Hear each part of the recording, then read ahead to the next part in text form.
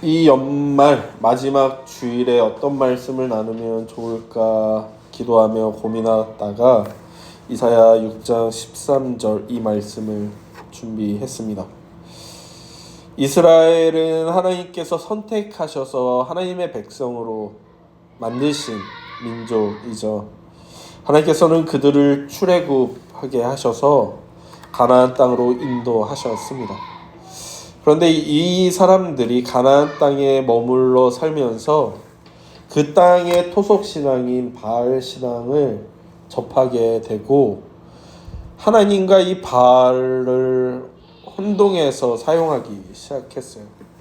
심지어 몇 번 말씀드렸듯이 출토된 거에 따르면 아세라의 남편인 여호와라는 문장도 발견되기도 했죠. 즉 이스라엘 사람들은 바알을 섬기면서도 그 바알에게 여호와의 이름만 붙이면 된다라고 생각하기도 했던 것 같습니다. 그런 신앙을 가지고 살았던 이스라엘을 하나님께서는 심판하사 북이스라엘은 아수르에게, 남유다는 바벨론에게 멸망하도록 허락하셨죠. 오늘 말씀은 그 멸망을 바라보고 있던 이사야가 자신의 민족들을 향해서 남기는 예언이기도 합니다. 결국 우리는 망할 것이다. 결국 우리는 무너질 것이다 라고 이야기하는 거죠. 하나도 남김없이 다 죽고 끌려갈 것이다. 그러나 하나님께서 은혜 가운데에 그루터기만큼은 남겨줄 것이다 라고 이야기하는 거죠. 이 말씀에 따라서 남은 자 사상이라는 것이 이스라엘 사람들 가운데는 있게 되었어요. 제 고민은 그런 거였어요. 그런데 이 그루터기가 어떻게 다시 소생할 수 있을까? 배임당한 나무가 어떻게 다시 자라서 나무가 될 수 있을까? 어떤 과정을 겪을까? 라는 게 제 궁금증이었죠. 그런데 성경을 읽어보시면 아시겠지만 그 남은 자들이 다시 민족이 되는 데는 그루터기가 다시 소생해서 싹을 틔우는 것에는 다시 나무로 자라가는 과정은 희한하게도 그곳에 남아있던 이들의 주도적인 역할이 아니라 끌려갔던 이들이 귀환하면서 시작된다는 거였습니다. 에스겔이라는 사람이 환상을 보면서 시작되어지죠. 그리고 에스라와 느헤미야가 귀환해서 성전을 재건하고 성벽을 재건하면서 이들이 다시 자라기 시작하는 겁니다. 즉 남은 자가 땅을 지키고 귀환한 사람들이 그 남은 자가 있는 곳에 돌아와서 더불어서 함께 살면서 이들이 온전한 나라로, 온전한 민족으로 다시금 살아가기 시작한다는 것이 저에게는 놀라운 일로 받아들여졌어요. 왜냐하면 남은 자들은 왜 우리가 느헤미야나 에스라를 보면요, 자신의 일상을 지키는 것만으로도 벅차하거든요. 성벽이 무너지고 자신의 나라가 멸망한 상황에서 이민족들의 침략이 끊임없이 들어오는 거예요. 너무 쉽게 쳐들어와서 자신의 것을 빼앗아가고 있는 이때에 이 가나안 땅을 지키고 자신의 조상들이 물려준 땅, 하나님께서 내게 언약해 주신 땅에 남아서 자신의 하루하루를 살아가는 것만으로 벅차하고 있었다면 끌려갔던 사람들은요, 그 땅에서 뿌리를 내린 채 어떤 싸움을 해야 되냐면 그 땅의 휘황찬란한 신학과 무너져버리고 망가져버린 우리나라의 신학이 계속해서 논쟁하고 다퉈야 되는 상황에 처한 거예요. 그래서 끌려간 사람들은 우리가 왜 망했는가, 하나님은 우리를 왜 이렇게 심판하셨는가에 대해서 끊임없이 고민하고 고뇌하는 가운데 다시금 신학을 정립한 상태에서 귀환하게 된다는 거죠. 이 두 가지가 맞물렸을 때 온전해진다는 것을 제가 보게 되는 겁니다. 땅을 지켜왔던 사람과 끌려갔으나 신학을 온전케 세워간 사람들이 다시금 만나는 일이 가나안 땅에서 일어나게 되는 거죠. 그런데 이게 결코 쉽지만은 않았어요. 왜냐하면 이들이 돌아왔을 때요, 이 남은 자들과 귀한 자들 사이에 다툼이 있었기 때문이에요. 땅을 어떻게 분배할 것인가, 누가 더 주도권을 가지고 이 민족의 지도자로 설 것인가에 대한 다툼들이 끊임없이 남은 이들과 귀한 자들 사이에 있어 왔죠. 그러나 그들 사이에 어떤 다툼이 있었든 어떤 시련이 있었든 결국 이들은 한 민족으로 다시금 돌아갔고 남은 자들을 통해 땅을 얻고 귀환한 이들을 통해 신학을 세움으로 예수님이 오시는 그날까지 이들은 이스라엘이라 유대라 불리는 사람들이 되었습니다. 이 과정을 보면서 저는 교회는 어떨 것인가에 대해서 기대하게 되었어요. 저희 아이들이 시골만 해도 많이 아이가 없다고 했지만 인천도 이렇게 아이가 없을 거라고는 전 생각 못 했거든요. 근데 저희가 인천에 있음에도 불구하고 저희 큰아들이 지금 5학년 올라가는데 여긴 3반밖에 없어요. 한 학년이 45명, 50명 그 정도밖에 안 되는 거죠. 근데 둘째가 이번에 초등학교에 입학하는데 한 학년이 30명밖에 안 된다는 거예요. 제가 어렸을 때만 해도 제가 초등학교에 입학할 때만 해도 오전반, 오후반으로 나뉘고 한 반에 50명 꽉득 차서 한 학년에 10개 반, 12개 반 이렇게 있었거든요. 그러니까 한 학년에 막 1000명, 1000몇백 명이 한 학교에 있었던 시대를 살았던 저에게 한 학년이 30명이라는 건 도저히 어떻게 그럴 수 있지? 라는 생각이 들 정도로 적은 숫자인 거예요. 그렇다면 인구가 우리가 안 그래도 인구 절벽이다, 0.7%밖에 안 된다 라는 이야기를 하고 있는 이때에 교회가 어떻게 서야 되는가에 대한 고민이 있게 되는 거죠. 교회는 과연 살아남을 수 있는가? 이렇게 인구가 없어진다면, 안 그래도 인구에 따라서 안 그래도 기독교의 인구가 더 적어지는 이때에 다음 세대는 훨씬 더 적어질 텐데 그런 상황에서 우리 교회는 어떻게 살아남아야 되는 거지?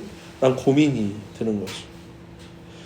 그렇게 생각하고 주위를 둘러봤는데 교회가 굉장히 많은 것만이 아니라 교회 건물이 굉장히 크다는 생각을 하게 됐어요. 너무 크다는 생각을 하게 됐어요. 제가 개척해서 요만한 공간만 우리가 교회를 쓰고 있는데도 한 달이면 월세에, 수도세에, 전기세에 나가는 게 제법 있는데, 야, 이 정도 겨우 20몇 평만 해도 한 달 유지비가 그만큼 드는데 그 큰 건물을 유지하려면 얼마나 많은 돈이 들까.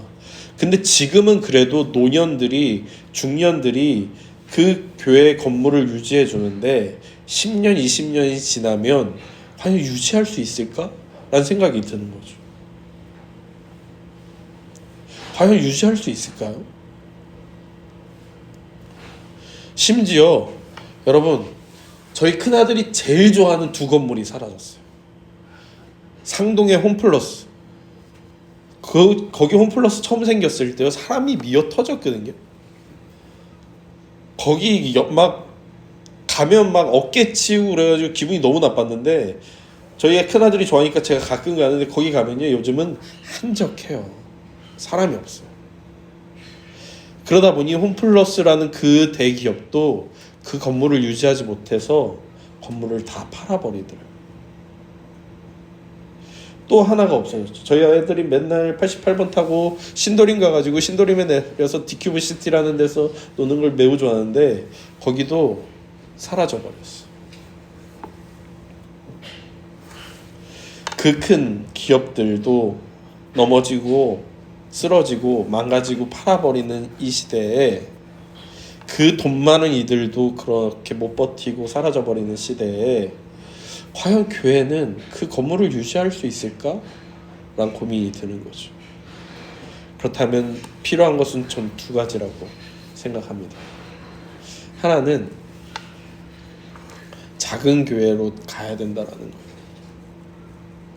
건물을 세우는 것만이 중요한 것이 아니고 더 많은 사람들을 어떻게 해서든 끌어들이는 것만으로는 충분하지 않은 시대, 인구가 너무 없어요. 그런 시대를 우리가 마주하고 있다라는 것 하나.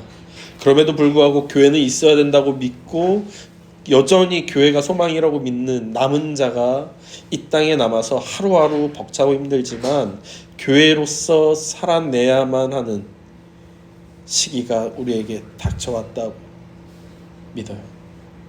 그것과 함께 동시에 뭐가 필요하냐면 그렇게 남은 자들과 함께 어떤 신학을 가지고 우리가 신앙생활을 앞으로 해나가야 하는가에 대한 신학적 고찰도 필요하다고 믿어요. 이 두 가지가 함께 살아가는 것이 결코 쉽지 않을 게 분명하죠.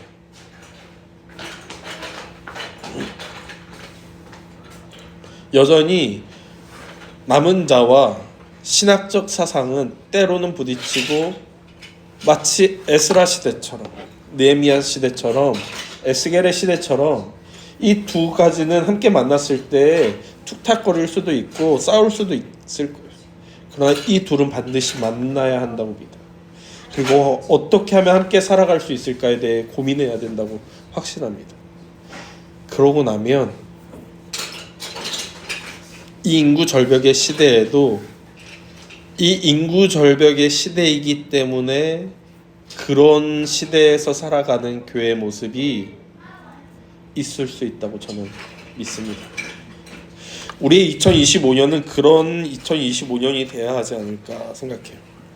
우리가 지난 4년 동안 이 지역에 이곳에서 남아서 우리가 그루터기가 되기를 소망하며 하나님께 간구하고 우리를 온전케 하여 달라고 자립하게 하여 달라고 간구하고 기도했지만 우리 이제 계약기가 1년 남아 있거든요. 이 1년을 어떻게 보낼까 고민하다가 지금처럼 보내는 것이 과연 의미가 있을까라는 생각이 드는 거예요. 이렇게 그냥 1년 보내고 나서 계약 끝났으니까 우리 교회 이제 해산합시다 하는 것이 과연 어떤 의미가 있을까라는 고민이 드는 거예요. 그렇다면 어차피 가만히 있어도 사라질 교회라면 해보고 싶은 건 다 해보자 싶은 거죠. 교회가 작아야 한다고 믿는 믿음은 저는 개척할 때나 지금이나 여전히 마찬가지입니다. 그러나 이 작은 교회가 이 시대에 어떻게 살아야 되는가에 대해서는 여전히 신학적으로 의문이 있어요. 그렇다면 우리 어차피 협동 목사님도 생긴 이 기회에 해보고 싶은 거 다 해보도록 하죠. 할 수 있는 것도 다 해보도록 하죠. 그리고 나서도 하나님이 또 다른 교회 내가 세울 거니까 이제 그만해 라고 하신다면 까짓 거 뭐 그 교회로 가죠. 뭐 거기서 함께 또 고민하도록 하죠. 하지만 하나님께서 또 은혜 가운데 우리에게 너희의 고민, 너희의 투쟁, 너희의 지난 1년의 다툼이 내가 보기에 너무 좋다. 그래서 우리에게 시간과 사람을 더 보내주셔서 더 고민해보라고 하신다면 그러면 또 유지해서 더 하는 것이 우리에게 옳겠죠. 그래서 우리에게는 두 가지 고민과 결론이 있습니다. 하나, 2025년에 하나님께서 우리에게 어떤 고민을 주시든 그 고민을 해보기로 하는 것. 두 번째는 그 기준이 돼야 될 것이 무엇인가에 대해서 우리가 매년 한 사람이 더 오지 않으면 접습니다라고 했듯이 2025년은 우리의 고민 가운데 함께 고민할 사람이 한 가정이 세워진다면 우리가 재정이 없어서 그만두는 것이 아니기 때문에 유지는 더 해볼 수 있겠다. 그냥 유지하는 것이 아니라 이 시대에 교회가 어떻게 작으면서도 영향력을 가질 것인가에 대해 함께 세워갈 수 있겠다라고 믿습니다. 그래서 2025년 우리 이렇게 살았으면 좋겠습니다. 더 많이 대화하기를, 더 많이 고민하기를, 더 많이 기도하기를, 그리고 더 많이 해보기를, 그리고서도 하나님의 뜻을 분별하되 하나님의 뜻에 순종하는 교회가 되기를 소망합니다. 기도하겠습니다.